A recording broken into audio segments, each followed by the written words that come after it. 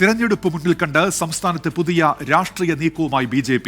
Party സംസ്ഥാന ഉപാധ്യക്ഷൻ C. സദാനന്ദനെ രാജ്യസഭയിലേക്ക് നാമനിർദ്ദേശം ചെയ്തു. സദാനന്ദൻ ഉൾപ്പെടെ 4 പേരെയാണ് രാഷ്ട്രപതി നാമനിർദ്ദേശം ചെയ്തത്. CPIM ആക്രമണത്തിന് ഇരയായ സദാനന്ദൻ ധീരതയുടെ പ്രതീകമെന്ന് പ്രധാനമന്ത്രി നരേന്ദ്രമോദി. മുൻ വിദേശകാര്യ സെക്രട്ടറി ഹർഷവർദ്ധൻ ശൃംഗ്ല, മഹാരാഷ്ട്രയിൽ നിന്നുള്ള അഭിഭാഷകനായ ഉജ്ജ്വൽ നിഗം, ചരിത്രകാരി മീനാക്ഷി ജെയിൻ എന്നിവരെയാണ് C. സദാനന്ദനൊപ്പം നാമനിർദ്ദേശം ചെയ്തത്.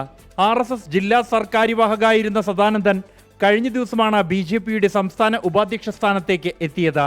C. സദാനന്ദന്റെ ജീവിതം അനീതിക്ക് മുന്നിൽ തലകുനിക്കാതിരിക്കുന്ന ധൈര്യത്തിന്റെ പ്രതിരൂപമെന്നാണ് പ്രധാനമന്ത്രി നരേന്ദ്രമോദിയുടെ അഭിനന്ദന സന്ദേശം. പാർട്ടി പ്രവർത്തനത്തിൽ ഏർപ്പെടുന്ന ഏത് കാര്യകർത്താവിനെ സംബന്ധിച്ചിടത്തോളവും അവർ മുന്നോട്ട് വയ്ക്കുന്ന പാർട്ടിയെ സംബന്ധിച്ച് സേവനമാണ് സംഘടനാ പ്രവർത്തനം എന്നതാണ് ഞങ്ങളെ പഠിപ്പിക്കുന്നത്.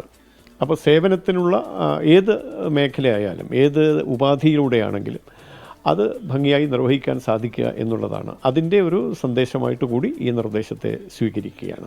ഇതോടെ കേരളത്തിൽ നിന്നും നിലവിൽ രാജ്യസഭയിലേക്ക് നാമനിർദ്ദേശം ചെയ്യപ്പെട്ട MP-മാരുടെ എണ്ണം 2ആയി. കായിക താരം PT ഉഷ 2022 നാമനിർദ്ദേശം വഴി രാജ്യസഭയിലെത്തിയത്. C. സദാനന്ദൻ രാജ്യസഭയിലേക്ക് എത്തുന്നത് വരുന്ന നിയമസഭാ തിരഞ്ഞെടുപ്പിൽ ഉൾപ്പെടെ കേരളത്തിൽ ഗുണം ചെയ്യുമെന്നാണ് BJP കണക്കാക്കുന്നത്. 24 ഡൽഹി.